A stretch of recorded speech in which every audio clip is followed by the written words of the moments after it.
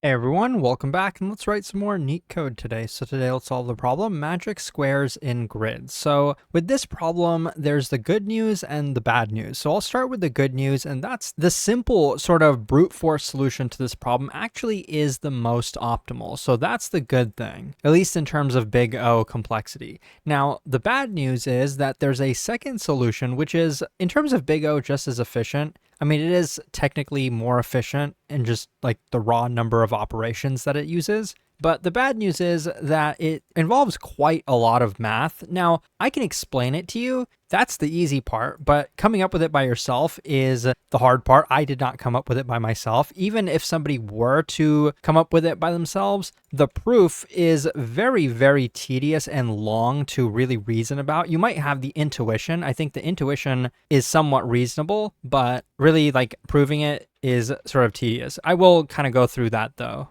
Let's start with the first solution. So the idea is we're given a grid which could contain numbers from 1 through 15. Now, immediately they tell us that we're looking only for 3 by 3 squares in the grid. So this particular input only has two different 3 by 3 squares, this one, and those are kind of shown here on the right. So we want to know which one of these are magic squares. The definition of that is that the grid will only contain numbers 1 through 9, and it has to contain numbers 1 through 9, so there's no duplicates allowed, and it can't be missing any of those numbers. So far, both of these do satisfy that constraint, but the other constraints are that every row in each matrix and every column, and as well as both of the diagonals, there's only going to be two diagonals with a 3 by 3 matrix or just any kind of square matrix. All of those have to have a total sum of 15. Okay. In this first one, you can see this is 15, this is 15, this is 15.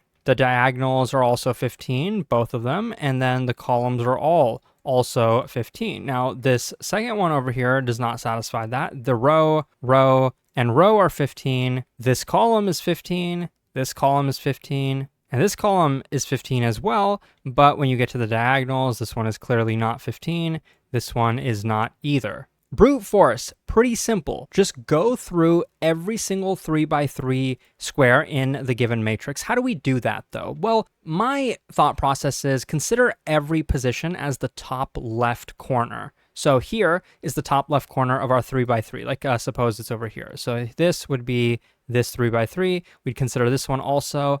And we probably don't need to consider anything below that because there aren't even 3 squares in that column. So in terms of the logic of that, we could do it with nested for loops, let's say for R in the number of rows, for column in the number of columns. But we're not going to go through all the rows. We're going to go up until the total number of rows minus 2, because that will ensure that there's at least 2 rows below us for every starting row. Same thing with columns. We're going to go up until column minus 2. That ensures that there's going to be at least 2 columns to the right of our starting point. So at that point, it just becomes kind of a game of coding it up. And that's going to involve, for a 3 by 3 grid, just checking that every single number is distinct. How do we do that? Probably a hash set, and check that every single number is in the range 1 through 9. So if this is true and they're distinct, then we know that we have all the numbers 1 through 9 in the grid. So that's the first thing to check. And then it becomes just calculating all the sums. There's going to be 1,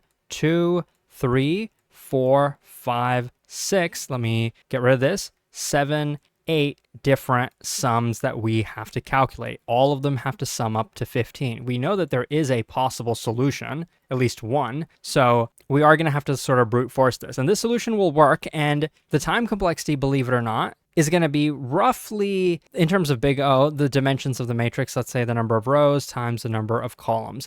Even though we're going to be doing a bunch of operations on each 3 by 3 grid, and some of them are going to be overlapping, the total number of operations is still going to be constant. It's not going to be 9 because we're calculating several different sums and like iterating over the input. Even if it was 100 operations per 3 by 3 square, the total number of 3 by 3 squares is not going to be larger than the total number of positions in the entire grid. So that's where I'm getting the time complexity. So let's say you multiply this by 100, it doesn't change the overall time complexity. And we're not going to need any extra memory, even though I mentioned we're using a hash set. Well, the hash set isn't going to be greater than the length of 9, because that's how many values are in each 3x3. So this is the brute force. We can code it up, and the space complexity will be constant. Let's do that. So I always start by just getting the dimensions of the matrix, and I'll initialize our result, which is just counting the number of magic squares, and that's what we're going to return. So now I'm going to go through every possible starting position. Like I said, for R in range, total number of rows -2.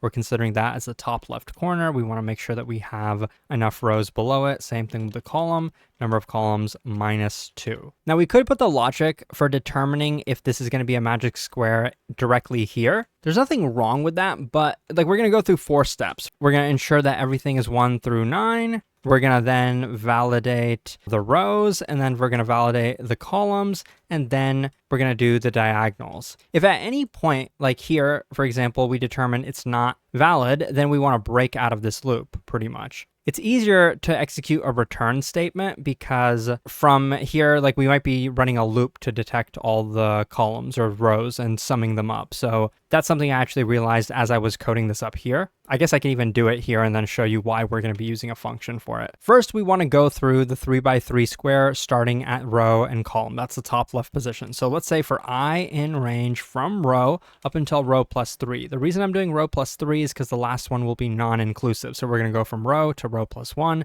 to row +2 and not include the last one. We're going to do the same thing for the column. Let's say for J in range column up until column +3. And we want to track the duplicates. So let's have a set, I'll call it values. And then here we're going to check if the value at grid IJ is in values, then we want to break. But how do we do that, right? How do we break out of this nested loop? We've already detected that this is not the case. So we want to break out of this nested loop and then stop this one. So that's why it's better to just have a return here. That's why I'm going to put all of this in a helper function. And also just because it kind of makes things more readable anyway. So here, let's have a helper function. I'm going to call it magic. It'll determine if this is magic or not, and it'll be given the top left coordinates. So I'll paste all of that there. And so here, we could return true or false. So let's see how we're going to actually call this magic function. We could do a true or false, right? We could say if magic, then increment the result. Or it's easier, in my opinion, to do it sort of the C programming way, where we just actually return integers from that function to indicate if it was true or false. So adding to this, we will get the return value of magic. If it's 1, therefore it was true, so we increment the result. If it was 0, we don't do anything with the result. Adding 0 to it is not going to change it. So here I'll return 0 because this was a not magic square. So that's not the only way it'll be a not magic square. What if we have a value that is not within 1 through 9? That actually is possible with the inputs that we have. So let's check that. If that or not, just to make this clean, I'm going to do one inequality like this. If the value at the position in the grid is not in the range 1 through 9 inclusive, not this inequality, then we also return 0. So this just checks that everything is within 1 through 9. We could have had 2 different conditions for that, but I just wanted to keep it short. So here at the end, if we didn't return, we'll go ahead and add the value to our hash set. So .add this value. Now for validating the rows, we could hard code it because it's only 3 rows anyway, but it's slightly more extensible. What if we had a 4x4 grid? This code that I'm about to write is going to be a little bit more extensible than if we just had a 3x3. So for here, I'll say for I, for every row, we want to sum it up. For I in range, row to row +2. So the first 3 rows, we're going to get the sum of them. And that's not super difficult to do because that'll just be a subarray. So at this row, we want to get the first 3 values in that row, starting from the column. So column all the way up until column plus, it should be +3 because the last one is non-inclusive. And actually, I think this should be +3 as well for the same reasons as that. But this, we can get the sum of it, and then we can check that the sum has to be 15. If it's not 15, once again, we can return early. We can return 0. Now we'll do the same thing for the columns. So for every column, let's say for I in range, column up until column +3, we can't use the sum function for that. I mean, we could, but we can't use like a array slice because you can't really get a subarray from a column the way like a matrix works. So we will individually sum the values up. It's not that difficult to do. So get the first value in this column. So at row at this column, and get the second value in this column. So that'll be grid at row plus 1, where I stays the same. And the third value, grid at row plus 2, where I stays the same. So if this is not equal to 15, then again, we can return early. So let's just add the condition here. Now the last part is the diagonals. I mean, the easiest way to do it is just to hard code it. So I guess this part is the least extensible. And I guess this part wasn't super extensible either. Here, I'm just going to take the 3 values in the diagonal. Let's say starting from the top left, we'll have this value.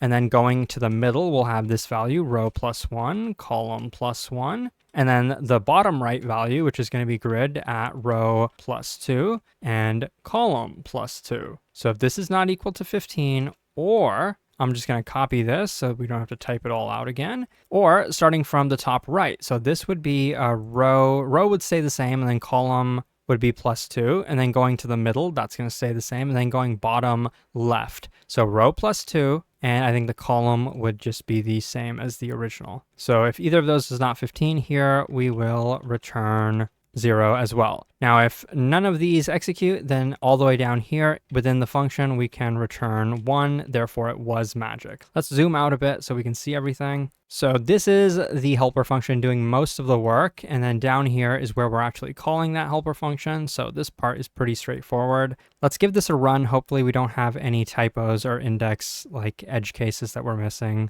And it does look like it worked. For the record, the first time I ran this, it was a lot more efficient. So again, don't pay attention to these runtimes and memories. Now, for the mathematical solution to this problem, which honestly isn't even going to save us that much code. I guess it will save us a decent amount, but it's just so difficult to come up with. So if we were to quickly just mathematically get all the equations given the numbers 1 through 9, all the equations where the sums of the 3 numbers will be 15 because either we're getting like the rows, the columns, or the diagonals. This is roughly what it would look like. Suppose we start at 1, like we want to get all combinations with 1. Well, then we're trying to look for 2 numbers that sum up to 14. Well, there's a lot of ways to do that, isn't there? Like, well, we could get 1 and 13. Obviously, that's not going to work. We can't include the same number twice. And also, we don't have 13 available. So let's start with the biggest number we have available. It's 9. Okay, what plus 9 is going to be 14? Well, 5. Okay, so that's one way. What's another way? Well, let's try 8. Okay, 8 plus what? 6 is going to be 14. Let's try again. 7. What plus 7? Well, it's going to be 7, so that's not going to work. Okay, well, now let's try 6, and we're going to get the duplicate. 8 plus 6. And now let's try 5. Again, we're going to get the duplicate. If you try to go any lower than that, 4, you'll need a number 10. And obviously, if we make this smaller, then this number is only going to get bigger. So we have something like 1 plus 5 plus 9, also 1 plus 4 plus 8. So I won't kind of go through all the math to generate these, but if you really wanted to brute force it, you could do like a decision tree, and there's a bunch of different ways to do this. But the equations would look like this, and I'm kind of just taking this from the Leetcode editorial. Now, you don't have to like read through all of these. That's not really important, but let's start to try to notice some patterns from this. We had that 3 by 3 square. So the special element is going to be the middle element, because from here, we're going to need 1 sum that gets 15, 2, 3, and 4. So this one is going to be part of 4 equations that sum up to 15. So the question is, which number is present 4 times in these equations? There's only a single one. It is 5. As you can see, 1, 2, 3, 4. So what this tells us is this pretty much proves that given this set of numbers, only 5 can be the middle element if we want to have a magic square. So that's the first thing. I'll put 5 right there. Now, the rest of these might seem symmetrical at first, but the difference is between the corner positions and the non-corner positions, because a corner position, as you can see, is going to show up in 1, 2, 3 sums.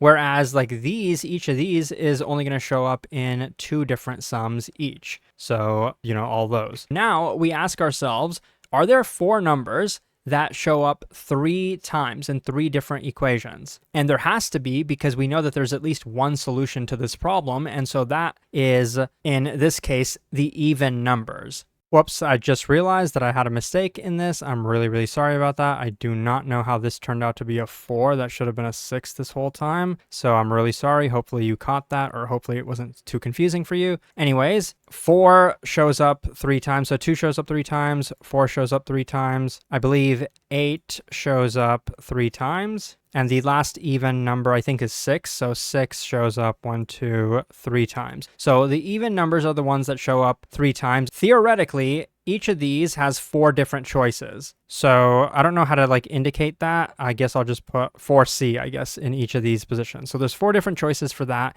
And so then we're left with the numbers that only show up twice, and those are going to be the odd numbers, not including 5. So if you think of it from 1 through 9, there were 9 numbers. 5 was in the middle, so we're left with 8 numbers. And we took half of those and put them in the corners, and now we're left with the 4 odd numbers. 1 shows up twice, 7 shows up twice, and the rest of them, which I won't show, 9 and 3. Those ones have to be here, so this also has 4 choices, this also has 4 choices, and same with all of them. Now, at first, you might just try to do the raw math from here. Like if you have 4 choices here, that's going to be 4, and then you'll have 3 choices here, and then 2 choices left. So you might try to do the raw math like this, but keep in mind that the sums still have to be 15. We kind of forgot about that constraint. So when you think of it in terms of that, and you remember that, let's say in the even case, we have choices 2, 4, 6, 8. Yes, you technically have 4 choices for this spot, but if you do that, you have to ensure that the value that goes here is the value that complements the other one. So if we put 2 over here, we would have to put 8 over there. So we kind of don't have a choice for that guy. And when you get rid of those 2, then we only have 2 choices left for this. So we have 4 times 2 choices. That's 8 choices. And okay, after you have filled in the diagonal, suppose we put 2 over here, 8 over here, and then 4 over here and 6 over here. After you've done that, the rest of the values, you don't really have a choice, actually, because remember, this row has to be 15. So far, we've only accounted for the diagonals, that they are 15. So if this row has to be 15, there's only one value that would make it that, and that's 7. We don't have a choice there. If we put 7 over here, the value that goes over here has to be, I think, 3 for this and this. And then again, you don't really have a choice over here either. It has to be the number that sums with 2 and 4. That's going to be 9. And then over here, it's going to be 1. Basically, I'm saying that there's only going to be 8 different ways that we can create squares. There's only 8 possible magic squares that exist. Even this doesn't actually let you get to the optimal solution. So I'll give you a tiny bit of intuition that will. Let me redraw this for a second. We know that the middle value has to be 5. Now I'm going to prove to you that that sequence of values outside of 5, so let's say we have 2, and let's say we kind of do a spiral matrix thing, like we go in this order. We go in a spiral around all the values. That sequence is going to be 2, 7, 6, 1, 8, 3, 4, 9. I'm going to prove to you that every possible sequence that goes around 5 has to be in that order, and it can possibly be rotated. What that means is, let's say I just write it out, 7. So this is the sequence, and we can potentially rotate it, meaning like we could have started here, and then this part would come at the end. The easiest way to do that is actually just to take this and create a copy of it. And so then we'll say that any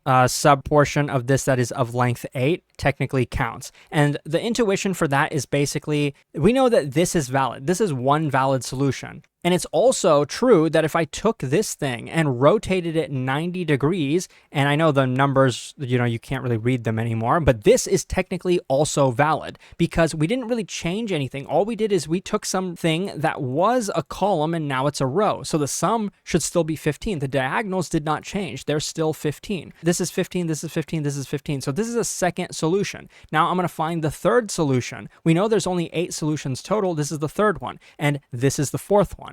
And now you might be wondering, well, what about the other 4? Well, just take this matrix, flip it, and again, I know you can't really see the values anymore, but trust that the sums of the columns and rows are still 15. The diagonals did not change. They're still 15. And now you could take this and then rotate it 3 times. So this is the 5th solution, 6th, 7th, and 8th solution. So we did a lot of, crazy stuff here, but those are the 8 solutions. And since all we did was we rotated this and potentially flipped it, we know that all the spirals on the outside of it are going to be in this or in the reverse of this. So if you were to take this thing and reverse it, that would be the case where we flipped the matrix, because that will change the order of the outside. So very, very complicated, very, very mathematical, but knowing all of this, we can shorten the code, and I'll show you that now. Okay, I don't want to spend too much time going over this because this is pretty similar to the previous solution. The main thing here is that we have this pattern string. So that's going to be, well, the order of this is different from what I showed, but it's pretty much still a rotation. So I took like the first half and then I copied it